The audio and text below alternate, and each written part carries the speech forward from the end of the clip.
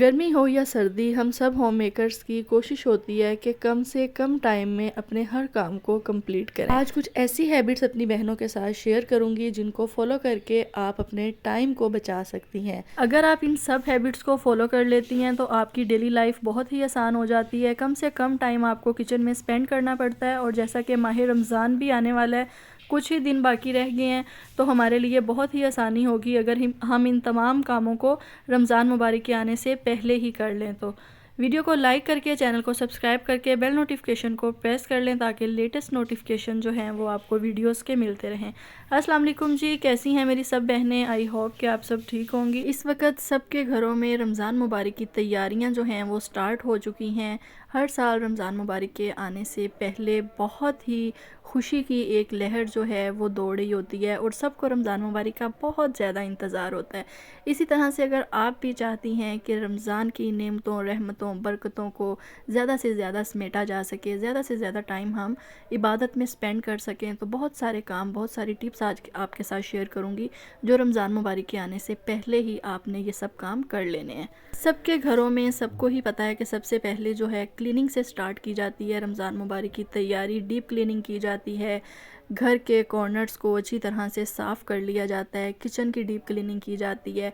इसी तरह से मैंने भी यहाँ पर किचन की डीप क्लीनिंग स्टार्ट की हुई है और साथ में जो है डीक्लटरिंग भी करेंगे। जो भी चीज़ें मेरे यूज़ में नहीं हैं वो मैं निकाल दूँगी। और एक बात मैं और अपनी बहनों को बता दूँ, जो मेरी बहनें किचन टूर मांग रही थी, तो रमज़ान मुबारक के आने से पहले पहले मैं अपने किचन का कंप्लीट टूर आप लोगों के साथ शेयर करूंगी। अगर आपने अभी तक चैनल को सब्सक्राइब नहीं किया हुआ तो चैनल को सब्सक्राइब कर लें और बेल नोटिफिकेशन को ज़रूर प्रेस किया करें। रमज़ान मुबारक में तो अभी काफ़ी दिन बाकी पड़े हैं। अगर आप थोड़े थोड़े करके भी अपने काम कंप्लीट करते जाएं ना, तो यकीन करें कि रमज़ान का महीना आप स्ट्रेस फ्री गुजार सकते हैं और ज़्यादा से ज़्यादा टाइम आपको इबादत में स्पेंड करने का टाइम भी मिल जाएगा अगर आप ये सब काम साथ साथ करते रहेंगे। तो ज़रूरी नहीं है कि आपने पूरे 1 महीने या 2 महीने की प्रिपरेशन एक बार ही करके रखनी है। यहाँ पर जैसा कि ये सब काम जो मैं आपके साथ शेयर कर रही हूँ ना, मैं ये वीक में 2 बार करती हूँ, समटाइम 3 बार भी कर लेती हूँ। आप चाहें तो आप 10 दिन की प्रिपरेशन भी करके रख सकते हैं, 20 दिन की भी करके रख सकते हैं। आप चाहें तो आप महीने भर की भी करके रख सकते हैं, क्योंकि बहुत सारे लोगों को ये इशू होता है कि हमारे घर में फ्रोज़न आइटम्स नहीं खाए जाते, फ्रीज़ करके वेजिटेबल्स को नहीं यूज़ किया जाता, खाना पसंद नहीं करते घर वाले। तो फिर आप 1 वीक या 10 दिन की इजीली कर सकते हैं। और जो चीज़ें आज मैं इस वीडियो में आपके साथ शेयर कर रही हूँ, ये वो सब काम है, वो सब चीज़ें हैं कि अगर एक बार आप महीने में ये सब काम कर लेना, इन चीज़ों को फ्रीज़ कर लें बना के, तो पूरा महीना आपका आराम से गुजर भी जाता है और ये चीज़ें ख़राब भी नहीं होती। अगर आप मीट वगैरह की बात करें या फ़िश वगैरह की बात करें, तो वो मैं बिल्कुल भी आपको नहीं कहूँगी कि आप महीने भर के लिए फ्रीज़ करें, क्योंकि मैं ख़ुद जो है फ़्रेश मीट जो है वो पसंद करती हूँ। और ज़्यादा से ज़्यादा अगर मैं फ्रीज़ करना चाहूँ तो मैं 1 वीक से ज़्यादा के लिए मीट जो है ना वो फ्रीज़ नहीं करती। घर की सफाई के साथ पहले नंबर पे जो काम होता है वो फ्रिज को भी क्लीन करना होता है, क्योंकि उसके बाद जो है रमज़ान के कुछ दिन पहले से हम चीज़ें उसमें स्टोर करना स्टार्ट कर देते हैं। तो इसलिए आप भी इस टाइम जो है अपने फ्रिज को क्लीन करके और रमज़ान के लिए प्रिपरेशन जो है वो स्टार्ट कर सकती हैं। अगर आप हर रोज़ एक काम भी करें ना, तो रमज़ान के आने से पहले आपके तमाम जो टास्क है ना वो आप कंप्लीट कर लेती हैं। अच्छा, जो जार्स होते हैं ना, जैसे ही जो जार फ्री होते हैं मैं उनको वॉश करके ड्राई करके रख लेती हूँ और जब भी मुझे ज़रूरत पड़े फिर मैं वहाँ से जार लेके उसे रीफ़िल कर लेती हूँ। तो यहाँ पर कुछ नट्स और सीड्स वगैरह आए हुए थे, तो इनको मैंने जो है वो जार्स को फ़िल करना था, तो ये भी थोड़ा टाइम टेकिंग काम होता है, तो इनको भी मैं फ़िल करके रख लूँगी। इसके अलावा और भी जो भी रमज़ान की तैयारियाँ मैं करती रहूँगी, साथ साथ आपके साथ भी शेयर करती रहूँगी। आपने वीडियो को लाइक करके अपना फ़ीडबैक देना बिल्कुल भी नहीं भूलना, क्योंकि मेरी प्यारी प्यारी बहनों के प्यारे प्यारे कमेंट पढ़ के मुझे बहुत ज़्यादा मोटिवेशन मिलती है और मेरा दिल करता है कि मैं इससे भी अच्छा कंटेंट जो है अपनी बहनों के लिए लेकर आऊँ। अच्छा, मैं ना एक पोस्ट पढ़ रही थी, उसके ऊपर लिखा हुआ था कि रमज़ान आने से पहले ये सब काम ना आपको पहले ही कर लेने चाहिए। और उसी में एक पॉइंट ये भी लिखा हुआ था कि रमज़ान के आने से पहले आप इस तरह की बेडशीट बिछा लें रमज़ान में कि जो पूरा महीना आपकी चल जाए। तो आप मुझे बताएं कि ऐसा पॉसिबल है कि कोई बेडशीट जो है वो रमज़ान के महीने में हम पूरा महीना यूज़ कर लें? मतलब हमारी कोशिश होती है कि हम वीक में एक बार तो मस्ट अपनी बेडशीट जो है ना उसे हम चेंज करें। और बच्चों वाले घर में तो वीक में 2 बार भी चेंज की जाती है बेडशीट। तो आप लोग मुझे कमेंट करके बताएं कि क्या ऐसा पॉसिबल है कि एक बेडशीट को पूरा महीना यूज़ किया जा सकता है। तो यहाँ पर जार्स जो हैं वो मैं फ़िल कर रही थी। अच्छा, ये होते तो छोटे छोटे काम हैं, लेकिन ये बहुत ज़्यादा टाइम टेकिंग होते हैं। तो इन कामों को ना फ्री टाइम में अगर कर लिया जाए तो बहुत ही आसानी हमारे लिए हो जाती है। इसी तरह से यहाँ पर जी शामी कबाब हैं, जो कि हर घर में बच्चे बड़े सब बहुत शौक से खाते हैं। और शामी कबाब बिल्कुल भी ख़राब नहीं होते, इनके टेस्ट में कोई भी फ़र्क नहीं आता, बल्कि इनको बना के हम रखते हैं तो जैसे जैसे दिन गुजरते हैं तो इनका टेस्ट जो है ना वो बहुत अच्छा हो जाता है। तो आप बना के इनको महीने भर के लिए भी रख सकते हैं। अगर आप नहीं तो वैसे मेरे तो 10 से 15 दिन चलते हैं मैं जो शामी कबाब बनाती हूँ।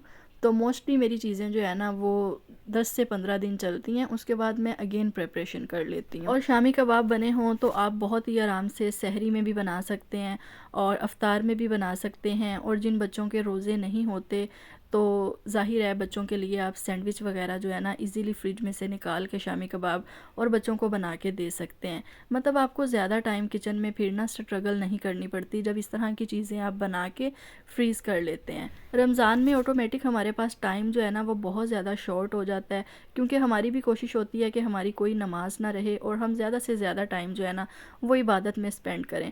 और फिर सहर और अफ्तार में 2 मखसूस वक़्त में हमें जो है ना प्रॉपर टाइम के ऊपर किचन में जो है हमें मील प्रेप करना होता है। तो अगर इस तरह से हमने प्रिपरेशन करके रखी हो तो बहुत ही कम टाइम में हम खाना वगैरह बना लेते हैं, सहरी भी बना लेते हैं, अफ्तारी भी बना लेते हैं। मैं जब इस तरह से जो है सारी चीज़ें बना के रखती हूँ ना तो शुरू के 10 रमज़ान तो आप यकीन करें कि मुझे बहुत कम कुछ बनाना पड़ता है या बाहर से मंगवाना पड़ता है, क्योंकि अफ्तार के टाइम यही चीज़ें स्नैक्स वगैरह फ्रूट चाट वगैरह खाने में अच्छी लगती हैं। और ये चीज़ें जो है ना आपको अब जब आपकी फ्रिज में से बनी बनाई मिल जाती हैं ना तो आप 15 से 20 मिनट में ना अफ्तार रेडी कर लेते हैं। नेक्स्ट चीज़ साग, जो कि सर्दियों की सौगात है और विंटर जो है ख़त्म होने पे है और साग आजकल जो है वो बहुत अच्छा आया हुआ है मार्केट में।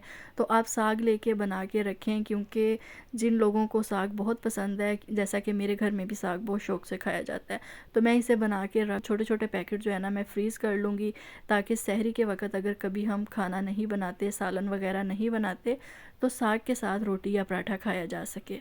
और जैसा कि शामी कबाब के बारे में मैंने बताया है कि इनका टेस्ट जो है वो स्ट्रॉन्ग होता जाता है जैसे जैसे इसको दिन गुजरते हैं, इसी तरह से साग भी जैसे ही इसे कुछ दिन गुजरते हैं ना तो यकीन करें कि ये पहले से भी मज़े का लगता है जब जब हम खाते हैं। और जो लास्ट पैकेट साग का होता है ना, कसम से वो तो इतना मज़े का लगता है ना कि कम पड़ जाता है। और अफ्तारी में एक ही चीज़ खाई जाती है, या तो आप प्रॉपर खाना खा लें और या आप जो है ना स्नैक्स वगैरह खा लें, क्योंकि ज़्यादा पानी ही पिया जाता है, तो इसलिए सालन भी जो है ना रमज़ान में हमारा कम ही यूज़ हो। इसी तरह की वीडियोस के रमज़ान की प्रिपरेशन के मज़ीद पार्ट भी आपके साथ मैं शेयर करने वाली हूँ। बहुत ही मज़े मज़े की वीडियोस जो है ना वो आपके साथ मैं शेयर करने वाली हूँ।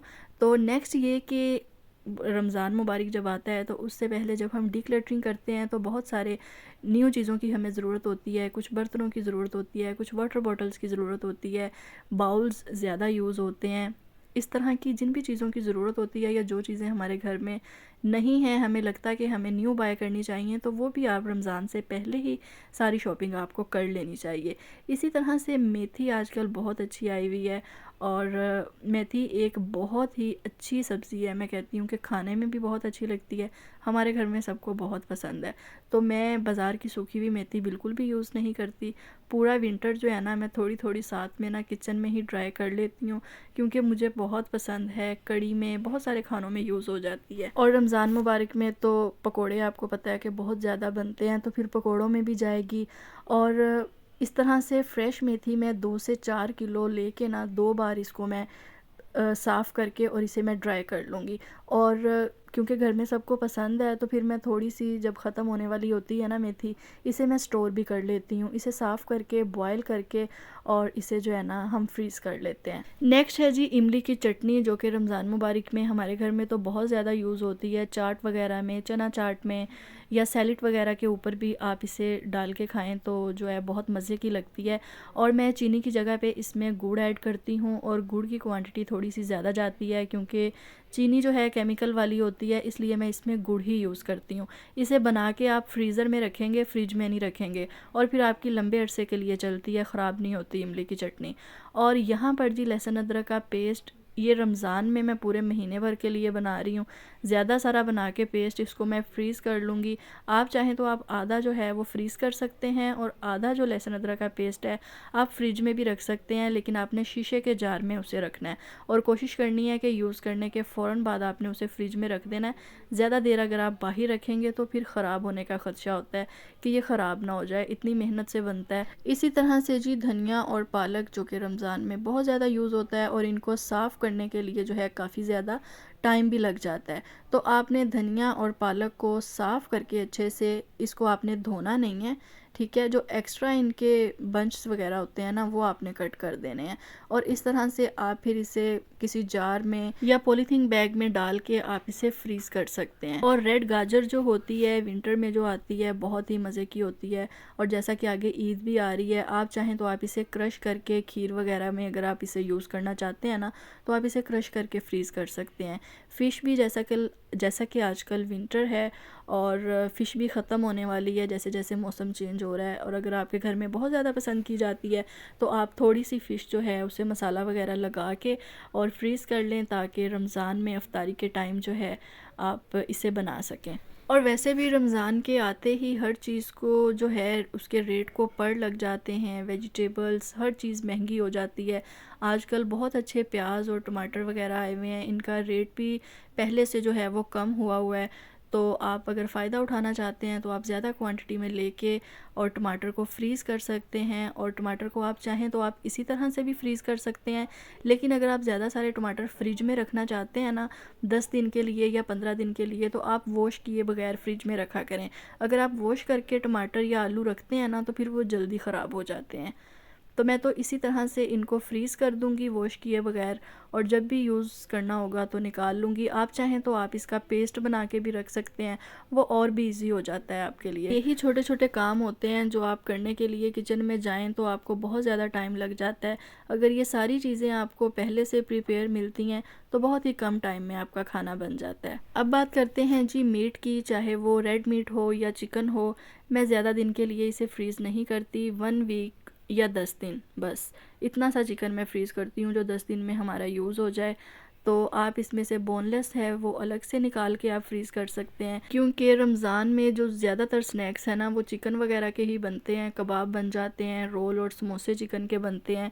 तो इस तरह से मैं चिकन जो बोनलेस होता है ना वो अलग से फ्रीज़ करके उसके छोटे छोटे पैकेट रख लेती हूँ, और जब भी मुझे बनाने होते हैं तो मैं एक पैकेट निकाल के और उसके दोबारा से स्नैक्स बना के ज़्यादा सारे और फ्रिज में रख लेती हूँ। ज़रूरी नहीं है कि आपने बोनलेस चिकन अलग से बाय करना है, बहुत ही एक्सपेंसिव मिलता है अगर आप सिर्फ बोनलेस चिकन बाय करें। तो आपने चिकन जो है वो ले लेना है, नॉर्मल 1 से 2 चिकन आपने लेने हैं खाना बनाने के लिए, सालन बनाने के लिए। उसी में से आपने थोड़ा सा बोनलेस जो है वो सेपरेट कर लिया करेंगे। देखें यहाँ पर मैंने चिकन अलग कर लिया है, और जो बोनलेस चिकन था वो मैंने अलग से कर लिया।